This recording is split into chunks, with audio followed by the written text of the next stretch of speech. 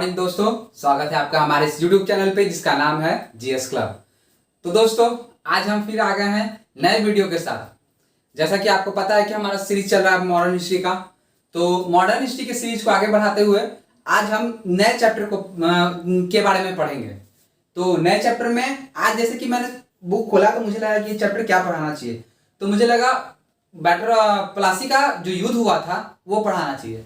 But फिर सोचा कि अगर प्लासी का युद्ध में पढ़ाता हूं उससे पहले आपको पता होना चाहिए कि बंगाल में कौन कौन से शासक आए, किस प्रकार प्लासी का युद्ध हुआ, क्यों प्लासी का युद्ध हुआ, और जो प्लासी का युद्ध हुआ सिराजुद्दौला के समय में, वो सिराजुद्दौला के समय में ही क्यों हुआ, ये यहाँ पर मुर्शीद कुली खां, शुजाउद्दीन, सरफराज, ये सब के समय में क्यों नहीं हुआ। तो ये सब कुछ क्वेश्चन है आज के लिए, जिसका जवाब हम लोग ये पूरा जब पढ़ लेंगे तो जवाब आपको खुद पे खुद मिल जाएगा क्यों इसके समय में ही हुआ। तो चलिए आज का क्लास हम लोग स्टार्ट करते हैं और जानते हैं बंगाल के नवाब के बारे में। उससे पहले दोस्तों एक और नोटिस इंपॉर्टेंट कि बिहार पुलिस का सेट जो हम लोग का है वो स्टार्ट हो चुका है, जिसमें से 2 वीडियो आ चुके हैं, एक सेट के 2 वीडियो आ चुके हैं। उसमें हमने एक वीडियो में 25 क्वेश्चन को सॉल्व करवाया है और डिफाइन किया है ब्रीफली, जितना हो सके उससे क्वेश्चन और बन सकता था वो सारे क्वेश्चन मैंने बनाने की कोशिश किया है और उसमें आपको बताया है। तो अगर आपने वो वीडियो नहीं देखा हो तो जाके वो वीडियो देख सकते हैं, और प्लेलिस्ट में हमारा मॉडर्न हिस्ट्री और पॉलिटी का तो वीडियो होगा ही, अगर आपको अच्छा लगे तो वो भी देख सकते हैं। चलिए तो आज का पढ़ाई स्टार्ट करते हैं हम लोग। तो चलिए पहले स्टार्ट करते हैं बंगाल के भूमिका से, कि पहले तो मुर्शीद कुली खां आए तो आए कैसे बंगाल में, तो क्या है। सबसे पहले हम लोग जानेंगे कि ये कहानी शुरू होगी औरंगजेब से। औरंगजेब जब शासन कर रहा था उस समय बंगाल का जो दीवानी था उसने दिया था मुर्शीद कुली खां को। ये मुर्शीद कुली खां को औरंगजेब ने क्या किया था, बंगाल की दीवानी दे दी थी। कब? 1700 में। 1700 में बंगाल की दीवानी किसको मिल गई थी? मुर्शीद कुली खां को। किसके द्वारा? औरंगजेब के द्वारा। उसके बाद क्या होता है दोस्तों, उसके बाद वहां दीवानी करते रहते हैं वो मुर्शीद कुली खां। दीवान बनने के बाद आपको पता होगा उत्तर मुगल काल में हमने पिछले वीडियो में पढ़ा था कि जो उत्तर मुगल काल है उसमें वो पढ़ाई किस चीज की होती है, तो मुगलों की पतन की। और मुगलों का पतन स्टार्ट कहां से होता है? औरंगजेब से स्टार्ट होता है। तो औरंगजेब ने जब इन्हें मुर्शीद कुली खां को बंगाल दे दिया, उसके बाद उनकी मृत्यु के बाद मुगलों का पतन होना स्टार्ट हो गया। मुगल जो है पतन की ओर बढ़ने लगे। उसके बाद क्या हुआ, जो उसके बाद जो शासक आए औरंगजेब के, जितने भी बहादुर शाह आए, फर्रुख सिंह आए, सब जो भी शासक आए वो उतने प्रबुद्ध शासक नहीं हो पाए, उतने शक्तिशाली शासक नहीं हो पाए कि जो मुगल सत्ता जो है, मुगल साम्राज्य जो है उसे बांध के रख सके। उस समय क्या होने लगा कि कुछ कुछ राज्य जो है वो अलग होने लगे, जैसे कि बंगाल के बाद फिर इसका 2-3 क्षेत्र और भी थे जो उससे अलग होने लगे, जैसे हैदराबाद का चिंचलीस खां, अवध, ये सब जो क्षेत्र थे ये सब अलग होने लगे थे मुगलों से, स्वतंत्र राज्य की स्थापना करने लगे थे। हालांकि उनके स्वतंत्र नहीं कहा जाता है, उन्हें अर्ध स्वतंत्र कहा जाता है। वो स्वतंत्र अपने शासन में थे बट फिर भी मुगलों के अंदर थे, नाम मात्र के मुगलों के अंदर थे, मतलब कि कहने के कि मैं मुगलों के अंदर हूं, बट उनका कोई ऑर्डर मानते नहीं थे, ना उन्हें कर दिया जाता था। तो अर्ध स्वतंत्र उन्हें कहा जा सकता है। तो उसी के समय क्या हुआ, 1700 के समय मुर्शीद कुली खां को मिल गया औरंगजेब के समय। उसके बाद जब 1717 में फर्रुख सिंह, इनके बारे में तो आपको पता होगा, 1717 का कहानी भी पता होगा कि सुनहरा फरमान दोस्तों, मैग्ना कार्टा, अंग्रेजों के लिए मैग्ना कार्टा, ये अंग्रेजों को दिया गया था। किसके द्वारा? फर्रुख सिंह के द्वारा 1717 में। और 1717 में ही क्या होता है, ये जो मुर्शीद कुली खां है इन्हें बंगाल का सूबेदार नियुक्त कर दिया जाता है। अब सूबेदार नियुक्त करने के बाद ये क्या करते हैं, स्वतंत्र शासक की तरह यहाँ पे शासन चलाना स्टार्ट कर देते हैं दोस्तों। तो वहीं से स्टार्ट होता है मुर्शीद कुली खां की कहानी। और इनका शासनकाल अगर हम लोग देखेंगे तो शासनकाल हो जाता है इनका 1717 से 1727 तक, ये इनका शासनकाल है दोस्तों, 1717 से 1727 तक। तो मुर्शीद कुली खां का 1717 से 1727। अब इनके बारे में कुछ जान लेते हैं। तो आज का वीडियो में हम लोग सारे शासक बंगाल के जो भी शासक हैं उनके बारे में ही जानेंगे, और किन में कौन सा युद्ध हुआ, कौन क्षेत्र कहां पड़ता था मैप से, ये सब समझेंगे। और जो इंपॉर्टेंट पॉइंट है जो एग्जाम में आता है बंगाल से रिलेटेड, उन सब के बारे में जानेंगे। और जो प्लासी का युद्ध है उसे हम नेक्स्ट वीडियो में जानेंगे, उसके बारे में डिटेल जानेंगे कि प्लासी का युद्ध हुआ क्या, उसके पीछे कारण क्या थे, तत्कालीन कारण क्या थे, उसके बाद कौन सी संधि हुई, ये सब के बारे में जानेंगे। तो चलिए स्टार्ट करते हैं। पहला मुर्शीद कुली खां। अब यहाँ पे तो हम लोग जान लिया फर्रुख सियर ने बंगाल का सूबेदार बना दिया किसको, मुर्शीद कुली खां को। कब? 1717 में दोस्तों, 1717 में, 1717 में सूबेदार बना दिया। अब उसके बाद क्या, इनको ये 1717 में तो सूबेदार बन गया, बट इनके क्षेत्र में एक क्षेत्र और ऐड कर दिया गया। वो क्षेत्र क्या चीज का था? वो क्षेत्र था उड़ीसा। उड़ीसा की दीवानी भी इनको प्राप्त हो गई। किनके समय काल में? ये फर्रुख सियर के ही समय काल में इनको उड़ीसा की दीवानी भी प्राप्त हो गई थी दोस्तों। किनको? मुर्शीद कुली खां को। तो 1700 ये जो बंगाल उड़ीसा की दीवानी इनको मिली थी मुर्शीद कुली खां को, ये कब मिली थी दोस्तों? इन्हें दीवानी मिल गई थी कब? 1719 में। 1719 में इन्हें उड़ीसा की दीवानी मिल गई थी दोस्तों। ये सब पॉइंट है, ये 1717 1719 ये सब सिर्फ समझने के लिए पॉइंट पे बता रहा हूँ। एग्जाम में उतना नहीं आता, बट फिर भी अगर आप याद रखें तो आपके लिए ज्यादा अच्छा होगा। कभी भी डीप पूछ सकता है क्वेश्चन, ऐसा तो नहीं है कि ये लिखा हुआ ये क्वेश्चन नहीं आएगा। तो 1717 में बंगाल के सूबेदार बन गए मुर्शीद कुली खां। 1719 में इन्हें उड़ीसा की दीवानी भी मिल गई। अब क्या हुआ? अब इससे पहले अजीम उन शान से मतभेद के कारण राजधानी ढाका से मुर्शिदाबाद। अब इसके पीछे कहानी क्या था दोस्तों? तो अजीम उन शान से मतभेद के कारण इन्होंने क्या किया था?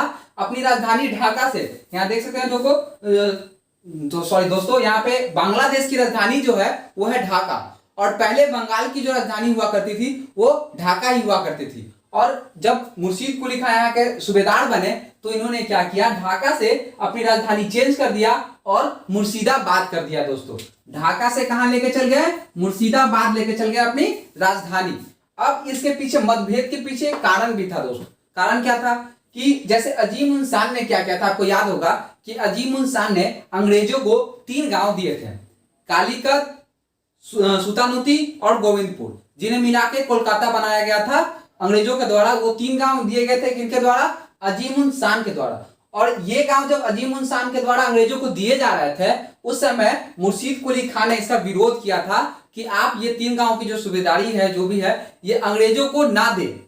इसके लिए इन्होंने विरोध किया था, बट इनके विरोध का कोई महत्व नहीं रहा उस समय, और इनका विरोध करते हुए भी ये 3 गांव अंग्रेजों को दे दिए गए थे। इससे गुस्सा होकर इन्होंने क्या किया कि इन्होंने सोचा कि यार मेरे क्षेत्र में जब मैं यहाँ सूबेदार बन रहा हूँ तो ये लोग क्या कर रहे हैं, मेरी राजधानी के पास से ये लोग जमीन दूसरे जगह दे रहे हैं, हम क्या करते हैं अपना राजधानी चेंज कर देते हैं। इन लोगों का ना दखल होगा, ना ये लोग कहीं दूसरे को सूबेदारी देंगे, इसका ना राजधानी में दखल होगा, ना ये लोग मेरे शासन में इंटरफेयर करेंगे। तो इन्होंने क्या किया? ढाका से मुर्शिदाबाद अपने आप को ट्रांसफर कर लिया, राजधानी को ट्रांसफर कर लिया दोस्तों।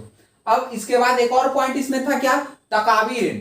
यह क्या होता था? तकावी ऋण एक प्रकार का ऋण होता था, ऋण पे ऋण कर सकते हैं दोस्तों। कैसे कि पहले क्या होता था, जो वहां के सूबेदार, जो वहां के एक तरह से कह सकते हैं कर देने वाले होते थे, बैंकर कह सकते हैं, जो कर देते थे किसानों को, वो कर तो किसानों को देते थे खेती करने के लिए, बट कभी कभी क्या होता था कि किसान का जो खेती होता था वो अच्छे से नहीं हो पाता था, तो वो लोग कर को चुका नहीं पाते थे। या कभी कभी ऐसा भी होता था कि अच्छा खेती होता था बट किसान चुकाना नहीं चाहते थे। इस टाइप दोनों था, प्लस माइनस दोनों लेके चलना पड़ेगा दोस्तों। ये नहीं है कि किसान है तो ऐसा ही हो, बट कभी कभी ये होता था कि जो कृषि होती थी वो अच्छे से नहीं हो पाती थी।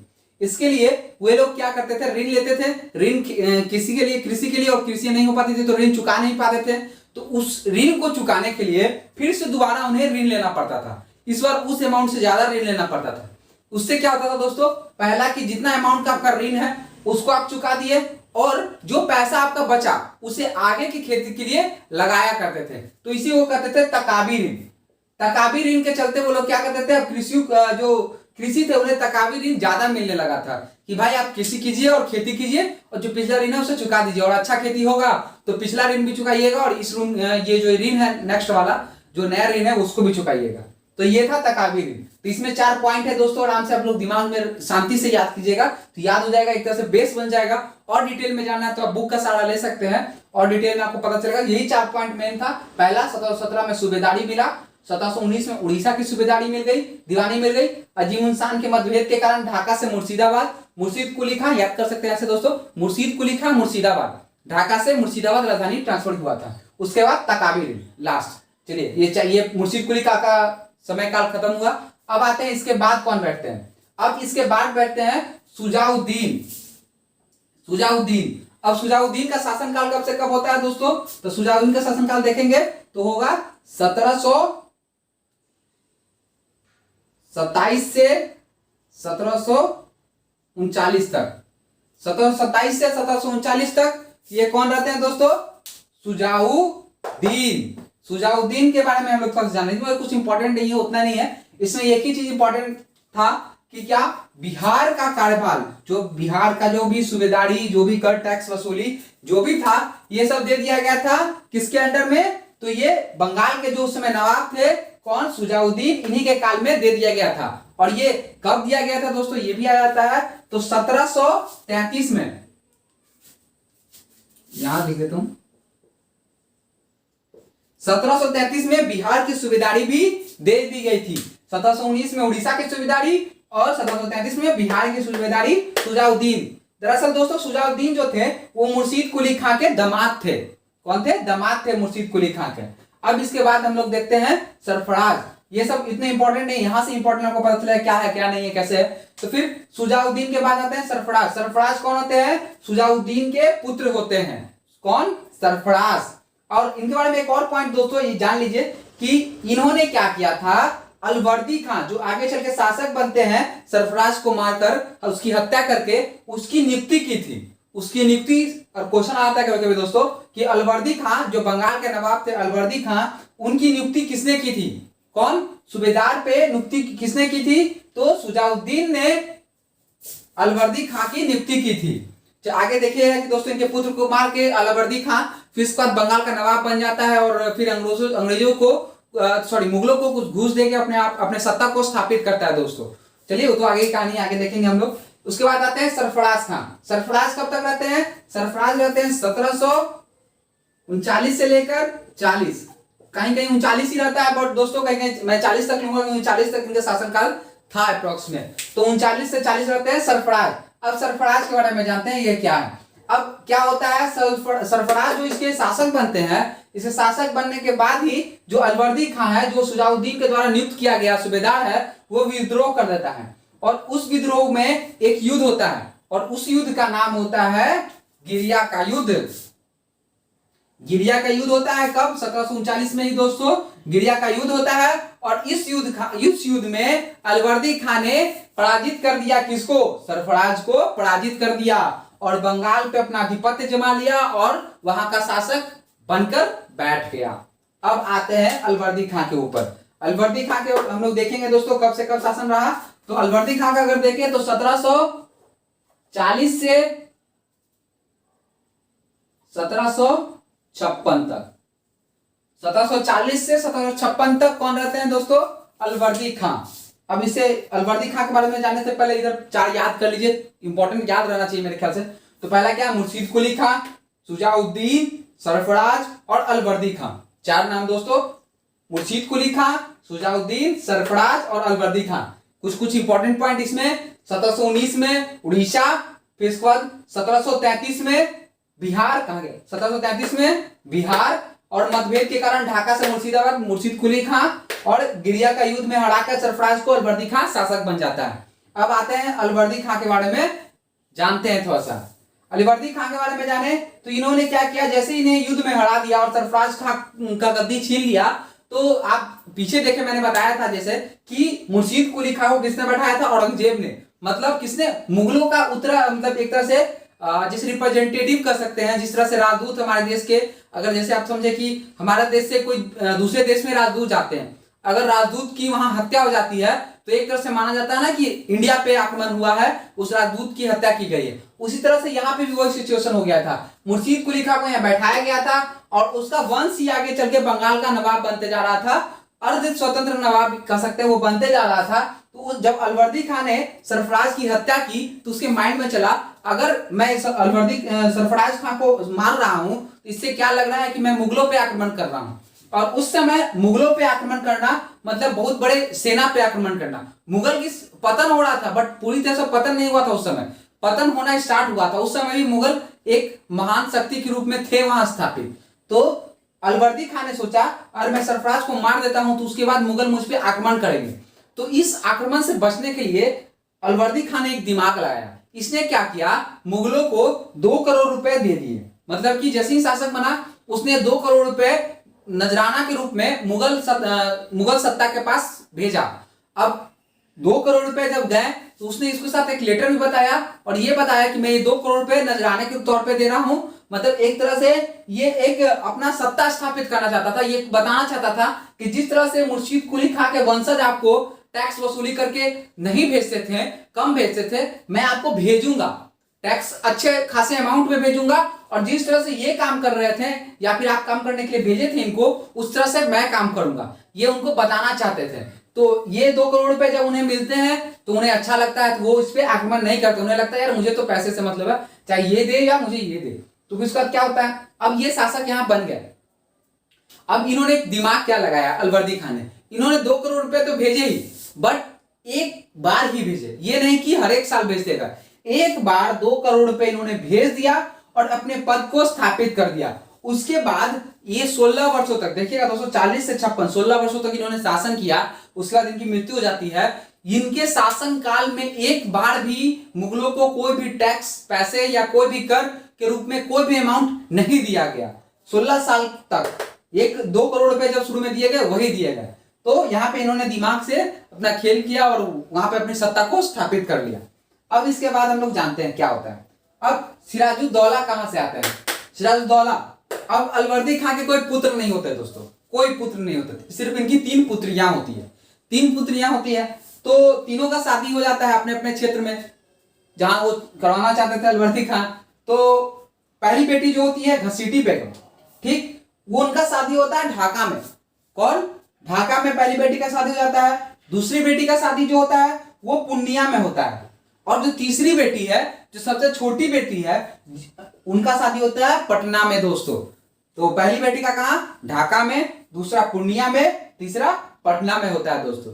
अब इनके बाद क्या होता है, जब मुर्शीद कुली खां का अंतिम समय आता है, मृत्यु का समय आता है, तो इन्होंने क्या करता है कि ये शासक अपने नियुक्त करना चाहते हैं। तो उनके तो कोई पुत्र थे नहीं, तो शासक नियुक्त करे तो करे किसको।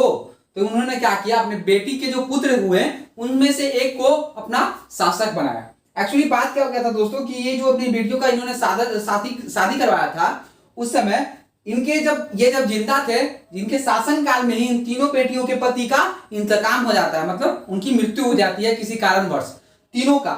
तो अपने जीवन काल में ही इनके तीनों बेटी विधवा हो जाती है, एक तरह से कह सकते हैं। तो उस समय क्या होता है, मुर्शीद कुली खां ने अपनी सबसे छोटी बेटी, जिनका शादी पटना के सूबेदार से होता है, उनके बेटे सिराजुद्दौला को अपना शासक बनाता है, अपना उत्तराधिकारी बनाता है और सिराजुद्दौला को शासन पे बैठा दिया जाता है। अब दोस्तों, अब ये सोचिए यहाँ पे, अब तो फैमिली में तो होते रहता है दोस्तों कि टकराव होते रहते हैं। उसी टकराव का नतीजा क्या होता है कि जब पटना के उनकी पुत्री होती है, उनके बेटे को, सिराजुद्दौला को नवाब बना दिया जाता है, तो उनके जो 2 पुत्री थी, या फिर एक कह सकते हैं पूर्णिया के शासक और ढाका के शासक द्वारा इसका विरोध किया जाता है। मतलब एक तरह से दुश्मन कह सकते हैं। जब ये अगर आपसे क्वेश्चन आ जाए, ये क्वेश्चन मैंने देखा था कहीं पे कि सिराजुद्दौला के महत्वपूर्ण दुश्मनों का नाम बताइए। इनके मुख्य तौर पे 3 महत्वपूर्ण दुश्मन हुए थे दोस्तों। एक महत्वपूर्ण मतलब ओवरऑल कह सकते हैं, जिनके द्वारा ही सारा आगे का युद्ध आप देखेंगे, जो युद्ध होगा ये सब इनके द्वारा ही इधर से षड्यंत्र करके सारा व्यवस्था इधर होता है। तो ये कौन कौन थे, तो पहले ढाका के जो घसीटी बेगम, शौकत जंग, और तीसरे अंग्रेज, सबसे महत्वपूर्ण अंग्रेज। क्यों अंग्रेज दोस्तों, कि अंग्रेज क्या करते थे, सिराजुद्दौला बंगाल के नवाब थे और बंगाल से जो भी उस समय दुश्मनी लेता था, वो मतलब उसके विरुद्ध षड्यंत्र करता था, वो बंगाल से भागता था और सिराजुद्दौला उसका पीछा करते थे, या फिर कह सकते उसके पीछे अपने गुप्तचर लगाते थे।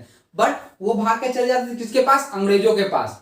और अंग्रेज उस समय इतने महत्वपूर्ण हो गए थे, इतनी शक्ति उनकी बढ़ गई थी कि उनसे उस समय टक्कर लेने के लिए उन्होंने सोचा नहीं। एक्चुअली बात क्या था कि अलवर्दी खां जो थे, ये जब मरने लगे थे तो इन्होंने एक बात कही थी उसको, सिराजुद्दौला को, क्या कहा था कि अंग्रेज क्या है, जैसे यहाँ पे मैंने लिखा भी है, अंग्रेज की तुलना मधुमक्खी से की। इसका मतलब क्या, इन्होंने कहा था कि अंग्रेज एक मधुमक्खी के छत्ते के जैसे हैं दोस्तों। क्या, मधुमक्खी के छत्ते कैसे, कि अगर आप उसमें हाथ डालेंगे तो वो आपको काट के मार देगी। अगर आप उसको हाथ ना डाले, आराम से उसको सहेजिए, उसको देखें क्या करना है, तो वो आपको मीठे शहद के रूप में अपना फल प्रदान करेगी। तो मतलब इन्होंने इनका कहने का एक सिंपल तात्पर्य यह था कि अंग्रेज जो कर रहे हैं उस पर कंट्रोल रखो, लिमिटेड रूप में कंट्रोल रखो, उनको ज्यादा बढ़ने ना दो। तो वो क्या करेंगे, आपको शहद की तरह काम करेंगे। अगर आप उसमें उससे युद्ध करने जाते हैं तो वो आपको काट के मार खाएंगे। ये बात इन्होंने पहले ही समझ गए थे कि अंग्रेज अब अपनी शक्ति बढ़ा रहे हैं, अपने प्रभुत्व बढ़ा रहे हैं। जैसे कि पहले देखे 1717 में इन्हें मैला काटा भी मिल जाता है अंग्रेजों का 1717 में। तो उसके द्वारा अब आगे देखते हैं हम लोग क्या होता है दोस्तों। अब बैठ जाते हैं सिराजुद्दौला। अब सिराजुद्दौला में क्या होता है कि देखिए शौकत जंग को मनिहारी के युद्ध में पराजित किया। अब क्या होता है दोस्तों, यहाँ पे आपको 3 दुश्मन बताया था मैंने। पहले ढाका से घसीटी बेगम, पूर्णिया से शौकत जंग और तीसरे अंग्रेज। तो ये जो शौकत जंग है इनसे एक युद्ध होता है, किसका, सिराजुद्दौला का युद्ध होता है। और उस युद्ध में मनिहारी का युद्ध उसे कहते हैं और उस युद्ध में पराजित हो जाते हैं कौन, शौकत जंग। कहां के शासक होते हैं, पूर्णिया के दोस्तों। तो पूर्णिया के शासक जो थे शौकत जंग, उनकी हार हो जाती है 1756 में। याद रखिएगा दोस्तों, कौन, मनिहारी का युद्ध 1756। अब बताइए इसमें क्या होता है। अब आगे हम लोग देखेंगे, अब एक कहानी बनेगी 1757 का जो युद्ध हुआ था, पलासी का युद्ध हुआ था, उसकी एक कहानी एक तरह से अब यहां से स्टार्ट हो जाती है दोस्तों। तो मैं यहाँ पे उतना डिटेल में नहीं जाऊंगा क्योंकि पलासी का युद्ध में डिटेल में अगले नेक्स्ट वीडियो में पढ़ाने वाला हूं। तो इसमें मैं बताऊंगा कि क्या कैसे कैसे क्या कुछ घटनाएं हुई जिनके कारण की पलासी का युद्ध का संभावनाएं बनी। एक तरह से पृष्ठभूमि एक तरह से तैयार होना कर सकते हैं। तो अब बताइए यहाँ पे क्या हुआ कि उस समय जो सिराजुद्दौला जब शासक था दोस्तों, उस समय क्या था, सप्तवर्षीय युद्ध स्टार्ट हो गया था। सप्तवर्षीय युद्ध स्टार्ट होने के समय क्या हो गया था कि अंग्रेज और फ्रांसीसी दोनों एक दूसरे पे आक्रमण करना स्टार्ट कर दिए थे। अब उससे बचने के लिए क्या करेंगे दोनों, तो दोनों सोच रहे थे क्या कि अपने जो किले हैं उसे दुर्गीकृत किया जाए। दुर्गीकृत मतलब क्या कि उसकी दीवार ऊंची की जाए, वहां पे तोपे रखी जाए, वहां पे बंदूकधारी सैनिक रखे जाए, अपनी सेना भर्ती की जाए, उससे सेना की खुद से रखवाली की जाए। उस तरह से दुर्ग बनाने की एक आज्ञा उस तरफ से, मतलब क्या गया कि दोनों आपस में, अंग्रेज अपना दुर्ग बनाना स्टार्ट कर दिए थे और जो फ्रांसीसी थे वो अपना दुर्ग बनाना स्टार्ट कर दिए थे। तो अब यहाँ पे क्या होता है दोस्तों, दुर्ग बनाना स्टार्ट हो जाता है। अब क्या होता है, यहाँ पे सिराजुद्दौला को अलवर्दी खान ने एक बात कहा था मरते समय कि अंग्रेजों से कभी युद्ध मत करना और उन्हें अपना दुर्ग बनाने मत देना कभी, क्योंकि अगर वो दुर्ग बना ले, अपनी सेना स्थापित कर लेंगे तो यहाँ पे तुम पर भारी पड़ जाएंगे। तो इस बात को याद रहता है किसको, सिराजुद्दौला को। और उसी का पालन करते हुए ये जाता है उन दोनों के पास और दोनों को कहता है कि आप यहाँ पे दुर्ग नहीं बना सकते हैं, दुर्ग नहीं बना सकते हैं। तो क्या हो, तो इस बात को जो फ्रांसीसी होते हैं वो मान जाते हैं कि चलो ठीक है यार, राजा यहाँ का शासक बोल रहा है कि दुर्ग ना बनाओ, तो ना मेरे घर में आके कोई बोलेगा मेरे ऊपर एक और घर बना रहा है, मैं मना करूंगा, वो नहीं मानेगा, तो दोनों में युद्ध होगा। ठीक, बट यहाँ पे क्या हुआ, अब एक मान गया तो वो तो दुर्ग नहीं बनाया, उससे तो मामला शांत हो गया। अब अंग्रेज क्या हुआ, अंग्रेज वहां पे नहीं माने। अंग्रेजों ने वहां के जो शासक थे सिराजुद्दौला, उनकी बात नहीं मानी। अब इस बात से गुस्सा हो गया, अरे भाई मेरे घर पे कोई बना रहा है और मेरा बात नहीं मान रहा है, यार मत बनाओ, मैं बोल रहा हूँ मेरे आगे घर के आगे कुछ मत करो, मैं मना कर रहा हूँ और वो नहीं मान रहा, तो गुस्सा तो होगा ही। गुस्सा होगा तो थोड़ा सा भाई हाथापाई तो होगा ही। उसी तरह से इनमें भी क्या होता है, गुस्सा आ जाता है। अब इनको गुस्सा गया, ये तो रहे शासक। अब ये क्या करते हैं, इन्हें गुस्सा आने पे ये जाते हैं और वहां से अंग्रेजों को कुछ, जो वहां पे दुर्ग बना रहे थे उनसे, वहां से कुछ अंग्रेजों को ले आते हैं और वहां पे सत्ता स्थापित कर लेते हैं। अपने जो उनके दुर्ग होते हैं वहां पे उनको सबको हराकर वो अपनी सत्ता वहां पे स्थापित कर लेते हैं। और एक छोटे से कमरे में, यहाँ पे देखिए ब्लैक होल, इसके बारे में जानेंगे, ब्लैक होल घटना। ये जो मैं बता रहा हूं ये यही घटना है। क्या होता है, 146 अंग्रेजों को ये कैद कर लेते हैं और एक छोटे से रूम में इन्हें कैद करके रख दिया जाता है। और उसके बाद जानेंगे कि क्या होता है, हॉलवेल नाम के एक वहां पे आदमी रहते हैं, वो बताते हैं क्या कहते हैं, ये सिराजुद्दौला ने हमें एक छोटे से रूम में पैक कर दिया था। 146 रूम में 146 लोगों को पैक कर दिया था एक छोटे से रूम में। उसके बाद 123 लोग मर जाते हैं और मात्र 23 लोग जिंदा बचते हैं। तो इसी घटना को कहा जाता है ब्लैक होल। बाकी विशेष हम लोग नेक्स्ट वीडियो जो पलासी का युद्ध कल आएगा उसमें और डिटेल से जानेंगे। अभी यहीं पे जान लीजिए, युद्ध होता है, युद्ध नहीं सॉरी, यहाँ पे आक्रमण करते हैं, कुछ अंग्रेजों को कब्जा में लेते हैं और 146 को डाल देते हैं एक कमरे में और उसमें 123 जिंदा बचते हैं और 123 मर जाते हैं और 23 सिर जिंदा बचते दोस्तों। तो यहां तक रहा ब्लैक होल की घटना। अब उसके बाद क्या होता है दोस्तों, अब इस बात की न्यूज पहुंचती है कहां, रॉबर्ट क्लाइव के पास। रॉबर्ट क्लाइव के पास पहुंचती है। अब रॉबर्ट क्लाइव क्या होता है, वो बढ़ता है बंगाल की तरफ, बंगाल पहुंचता है। यहाँ पे बंगाल पहुंचने के साथ जैसे ही उसको युद्ध की तैयारी में रहता है, तो सिराजुद्दौला बोलता है, वहां पे संधि होती है इन दोनों के बीच, किसमें, रॉबर्ट क्लाइव और सिराजुद्दौला के बीच में एक संधि हो जाती है। क्यों होती है संधि ये दोस्तों, युद्ध के पहले ही क्यों संधि हो गई, ये भी क्वेश्चन उठा लेंगे कई दोस्त कि युद्ध के पहले संधि तो युद्ध के बाद ही होती है, तो युद्ध के पहले क्यों संधि हुई, क्योंकि यहाँ पे अलवर्दी खान ने बताया था कि अंग्रेजों से कभी युद्ध मत करना। अब युद्ध मत करना इन्होंने तो बोल के चला गया, उसमें परिस्थिति और थी कुछ और। जैसे संविधान हम लोग पढ़ते हैं तो संविधान जब बना था उसमें परिस्थिति को और था कुछ, उस समय नियम कानून अलग थे। समय जैसे ही आगे बढ़ रहा है, फ्यूचर आगे मॉडर्न हो रहा है, तो उसके साथ संविधान में भी कुछ चेंज होना चाहिए, इसलिए लचीला कहा गया और कठोर भी कहा गया संविधान को। उसी तरह यहाँ भी था, उन्होंने तो कह के चला गया। उसका परिणाम क्या हुआ कि सिराजुद्दौला ने संधि की, किसकी, अलीनगर की संधि। दरअसल दोस्तों बंगाल जो था उस समय उसकी नाम चेंज कर दिया था, अलीनगर कर दिया गया था, इसलिए वहां पे अलीनगर की संधि उसे कहा गया। कब, 1757 में अलीनगर की संधि हुई थी, किसमें, सिराजुद्दौला और क्लाइव में, इन दोनों के बीच में हुआ था। अब इस जो संधि हुआ था इसमें क्या क्या था दोस्तों, क्या क्या था, इसमें सबसे पहला था कि इनको सिक्के ढालने के अधिकार मिल गया था, किसको, अंग्रेजों को।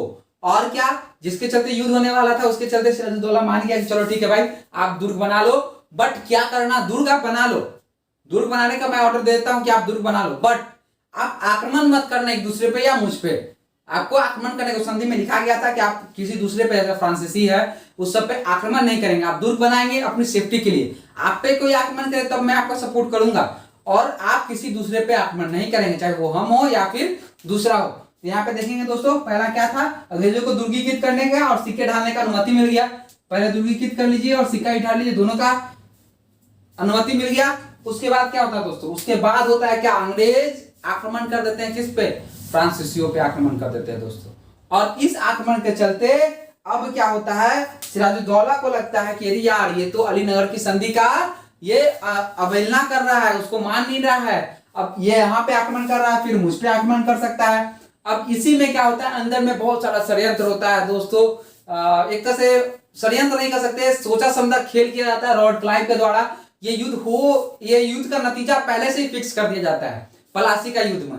तो इसके बारे में हम लोग कल जानेंगे डिटेल, अभी सिर्फ जान लीजिए पलासी का युद्ध होता है। उसके बाद मीर जाफर को पद की लालसा दी जाती है, उसके जो सेनापति है उसे लालसा दी जाती है, और इस युद्ध में सिराजुद्दौला हार जाता है। इसके बाद मीर जाफर सत्ता पे स्थापित हो जाता है। पलासी का युद्ध सबको पता होगा, 1757 में पलासी का युद्ध हुआ था दोस्तों। अब हम लोग जाते हैं आगे मीर जाफर की ओर। तो दोस्तों यहाँ तक हम लोग समझ गए। अब मीर जाफर के बारे में हम लोग थोड़ा सा समझते हैं, मीर जाफर क्या था। तो यहां तक हमने देखा कि सिराजुद्दौला जो है, इसकी छोटी पुत्री जो पटना से थी उसका पुत्र रहता है। अब उसके बाद क्या होता है, जो मीर जाफर जो है ये सिराजुद्दौला का सेनापति कह सकते हैं, सेनापति होता है। तो अब इसमें युद्ध होता है 1757 का युद्ध। इसमें पलासी का युद्ध में मीर जाफर धोखाधड़ी करता है सिराजुद्दौला से और जाके अंग्रेजों से मिल जाता है, और इस युद्ध में सिराजुद्दौला की मृत्यु हो जाती है, हार हो जाती है दोस्तों। और हार होने के बाद यहाँ का शासक मीर जाफर को बना दिया जाता है, किसके द्वारा, अंग्रेजों के द्वारा। अंग्रेजों के द्वारा क्या किया जाता है, मीर जाफर को यहाँ पे शासक बना दिया जाता है बंगाल का। यहां तक स्टोरी खत्म। अब इसके बाद क्या होता है दोस्तों, इसके बाद थोड़ा सा, अब यहां तक था पलासी का युद्ध, और इसके बाद जो होता है बक्सर का युद्ध। ये दो युद्ध है, दो इंपॉर्टेंट युद्ध है, क्वेश्चन आते हैं इससे, इसलिए मैंने क्या किया है, ये जो बंगाल का जो टोटल शासक थे उनको एक साथ पढ़ा दिया। अब इसके बाद एक वीडियो मैं पलासी का ले आऊंगा और एक वीडियो बक्सर का ले आऊंगा, और दोनों को अलग अलग समझा दूंगा कि दोनों कैसे हैं। एक्चुअली दोनों एक को रिलेटेड हैं, एक के बाद दूसरे होते हैं, उससे रिलेटेड ही हैं, बट अगर हम उसको अच्छे से पढ़ेंगे तो कितना भी डीप क्वेश्चन आएगा तो हम लोग सॉल्व कर सकते हैं, या फिर कोई भी एग्जाम हो। तो इसी के पर्पज से मैं इसको अलग अलग थोड़ा सा पढ़ा रहा हूं।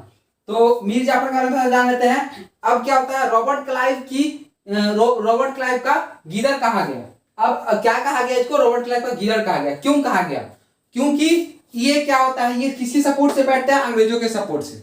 अब अंग्रेज को किस तरह यूज करते थे, इसको एक तरह से आप वॉलेट कर सकते हैं दोस्तों, पर्स की तरह इसको यूज किया जाता था। क्यों कि जब भी हमको पैसे की जरूरत पड़ती है, अगर पैसे हैं मेरे पास तो पर्स में रखते हैं, पर्स जब भी जरूरत पड़ती तो पर्स से पैसे निकाल लिया करते थे। उसी तरह से ये था, एक थैला था। थैला क्या था? पैसों का थैला। अंग्रेजों को कभी भी जरूरत पड़ती थी, जो सप्तवर्षीय युद्ध हो रहा था उसमें पैसों की जरूरत थी इन्हें, तो इन्होंने क्या किया था, मीर जाफर से ही पैसे लिए थे। उस लौटाने का टेंशन नहीं दोस्तों, जाना है उससे मीर जाफर से पैसे ले लेना। क्यों? क्योंकि इसको जब मैं बैठा सकता हूं तो हटा भी सकता हूं। तो ये नाम मात्र का शासक था। ओरिजिनल में यहाँ पे क्या करता था, शासन ये करता था, बट जितने पैसे हुआ करते थे वो अंग्रेज उठा के लेके चल जाया करते थे। तो रॉबर्ट क्लाइव का गीदड़ कहा गया, ये क्वेश्चन आता है, रॉबर्ट क्लाइव का गीदड़ किसे कहा गया है? तो मीर जाफर को। अब मीर जाफर को रॉबर्ट क्लाइव का गीदड़ कहा जाता है। अब ये अंग्रेजों द्वारा बंगाल में बनाया गया प्रथम नवाब है ही, क्योंकि सपोर्ट इसी से बैठा है। तो अंग्रेजों द्वारा बनाया गया प्रथम नवाब कौन था? मीर जाफर।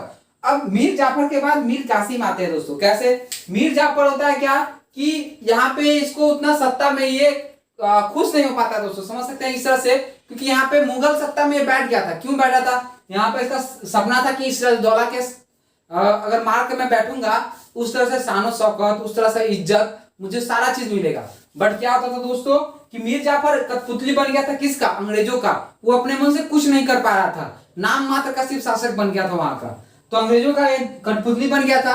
इससे त्रस्त होकर ये कुछ कुछ करने लगा था अंग्रेजों के विरुद्ध, कुछ कुछ बातें करने लगा था, या कुछ कुछ कानून लाने लग गया था। डिटेल में हम लोग नेक्स्ट वीडियो में जानेंगे। तो कुछ कुछ कानून लगा, उसको देख के क्या करते हैं, अंग्रेज इसको हटा देते हैं और मीर कासिम को इसकी जगह बैठा देते हैं। अब मीर कासिम क्या करता है? मीर कासिम थोड़ा सा रहता है बुद्धिमान दोस्तों, इसको पता रहता है कि अंग्रेज क्या कर रहे हैं। जो इसके पहले शासक थे मीर जाफर, उसका फायदा उठा रहे थे, और मुझे भी अगर बैठाया है इसने तो शासक बनाकर फायदा उठाने के लिए ही बैठाया है दोस्तों। तो फायदा उठाने के लिए बैठाया है। अब क्या करते हैं, ये क्या करता है, सबसे पहले जब सत्ता पे बैठता है दोस्तों, इसको पता रहता है कि फायदा उठाने वाला है। तो अगर कोई मेरा फायदा उठाने वाला मुझे पता है तो उसके लिए पहले प्रिकॉशन ले लेंगे हम लोग। तो क्या कर किया इसने सबसे पहले अपनी राजधानी को परिवर्तित किया। जो मुर्शिदाबाद, पहले यहाँ देखेंगे कि मुर्शीद कुली खान ढाका से मुर्शिदाबाद किए थे, यहाँ पे ये क्या करता है, उसे मुर्शिदाबाद से मुंगेर ट्रांसफर कर देता है दोस्तों। मुर्शिदाबाद से मुंगेर। अब मुंगेर ही क्यों करता है दोस्तों? मुंगेर में उस समय क्या होता था, सोडा क्या है कि बंदूक में जो बारूद बनाने में बहुत काम करता था, तो सोडे की वहां पे अधिक मात्रा मिलती थी। तो उसने क्या किया, अपने राजधानी मुर्शिदाबाद से मुंगेर ट्रांसफर कर दिया दोस्तों, ट्रांसफर कर दिया। अब क्या किया इसने, अब इन्होंने सोचा कि अंग्रेज तो सारा धन लेके चले गए भाई, अब जाफर था उससे धन मांगते थे, जितना कमाई होता था वो अंग्रेज लेके चले जाते थे। अब हमको धन तो चाहिए दोस्तों, धन के लिए क्या करना पड़ता था? अंग्रेज उस समय क्या करते थे दोस्तों, एक प्रकार का पहले होता था परमिट, कि व्यापार करने के लिए अंग्रेजों को छूट मिला था, उसके लिए एक कागज था, उसके लिए परमिट मिला था। वो परमिट मिला, अंग्रेज क्या करते थे, उसको बेच देते थे, उसका फायदा उठाते थे और उससे पैसे कमाते थे। तो इसने क्या किया, सबसे पहले उस परमिट को खत्म कर दिया, सबके लिए कर मुक्त कर दिया। कर मुक्त करने के बाद क्या हुआ, अंग्रेजों को लॉस होने लगा। चलिए यार, जो व्यापार सिर्फ मैं करता था, जिस चीज पे कर मुक्त होकर हमको कम कॉस्ट पड़ता था, अब वो सारे लोग व्यापार कर रहे हैं उसका, तो इससे प्रॉब्लम होने लगा।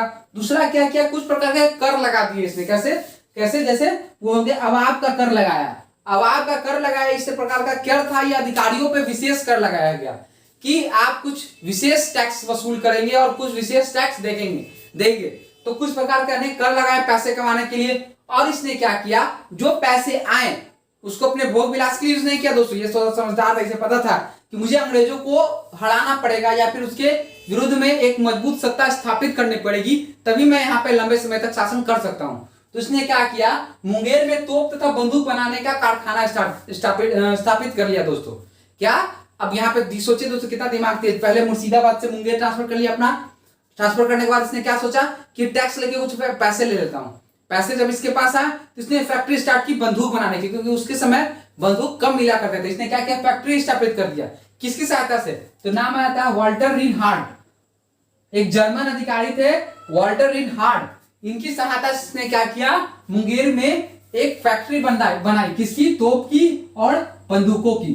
तोप और बंदूकों की इसने फैक्ट्री बनाई, जिसकी मदद से वाल्टर रिनहार्ड, इन्हें एक और नाम से जाना जाता था जिनका नाम था समरू के नाम से मिले जाता था दोस्तों। तो इनकी मदद से इसने क्या की, फैक्ट्री स्थापित की, वहां प्रोडक्शन स्थापित हो गया। अब ये बात पहुंच गई अंग्रेजों के पास, यार इसने तो फैक्ट्री स्थापित कर ली, बंदूक बनाना स्टार्ट कर लिया, ये तो तेज थोड़ा सा बन रहा है, अगर अभी इससे रोका नहीं गया तो ये बाद में मेरे लिए मुसीबत बन जाएगा। तो वही आगे चल के क्या करता है, इसको मीर कासिम को फिर गद्दी से हटा देता है और उसके जगह किसको बैठा देता है दोस्तों, मीर जाफर को। मीर जाफर को फिर से गद्दी पे बैठा दिया जाता है। पुनः बंगाल का नवाब कौन बन गया, मीर जाफर। अब ये तो कठपुतली था दोस्तों। अब इस समय क्या होता है, इस समय एक और युद्ध होता है दोस्तों, बहुत नाम सुना हुआ होगा आपने, बक्सर का युद्ध। बक्सर का युद्ध होता है। अब इसी के विरोध में मीर कासिम क्या करता है कि अपनी सेना, मीर कासिम की सेना, शुजाउद्दौला की सेना और शाह आलम द्वितीय जो मुगल शासक थे उस समय, शाह आलम द्वितीय और शुजाउद्दौला अवध के शासक थे शुजाउद्दौला। इन तीनों की मदद से तीनों एक होकर युद्ध लड़ते हैं किसके विरुद्ध, अंग्रेजों के विरुद्ध। और उस युद्ध में क्या होता है, फिर से हार हो जाती है किसकी दोस्तों, मुगल शासक शुजाउद्दौला और मीर कासिम जो संयुक्त सेना थी, इनकी हार हो जाती है दोस्तों। और इसके बाद अंग्रेजों का आधिपत्य यहाँ पे स्थापित हो जाता है दोस्तों। एक तरह से पूरी तरह से मतलब कहिए कि पूरा जो साम्राज्य था वो अंग्रेजों के अधीन हो जाता है दोस्तों। एक अप्रत्यक्ष रूप से अधीन हो जाता है दोस्तों, प्रत्यक्ष रूप से अधीन नहीं होता है। उसके बाद क्या होता है दोस्तों, मीर जाफर वहां का शासक रहता है। अब उसके बाद क्या होता है, 1765 में मीर जाफर जो है उसकी मृत्यु हो जाती है दोस्तों। अब मृत्यु होने के बाद अंग्रेजों को फिर से वहां पे कोई शासक चाहिए। अब ऐसा शासक चाहिए जो आगे चल के विद्रोह ना करे, जैसा कि मीर कासिम को उन्होंने बनाया था, आगे चल के विद्रोह कर दिया था। इस बात से डरे हुए थे वो लोग, तो उन्होंने सोचा कि ऐसा शासक बनाया जाए जो आगे चल के विरोध ना करे। तो उसने क्या किया कि मीर जाफर जो था, मीर जाफर के पुत्र नजमुद्दौला, उसको शासक बना देता है। ये नजमुद्दौला उसमें अभी अल्प वयस्क की रहता है, अभी 14-15 साल का ये बच्चा रहता है, उसे वहां पर शासक बना दिया जाता है जिसे ज्ञान नहीं रहता है।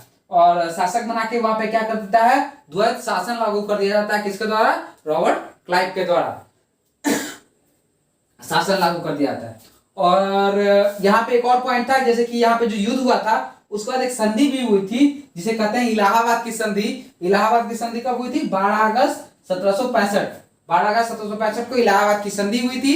कौन से युद्ध के बाद, 1764 के बक्सर युद्ध बाद इलाहाबाद की संधि होती है 12 अगस्त 1765 की। और उस संधि में क्या होता है दोस्तों कि अंग्रेजों को बंगाल, बिहार, उड़ीसा की दीवानी दे दी जाती है दोस्तों।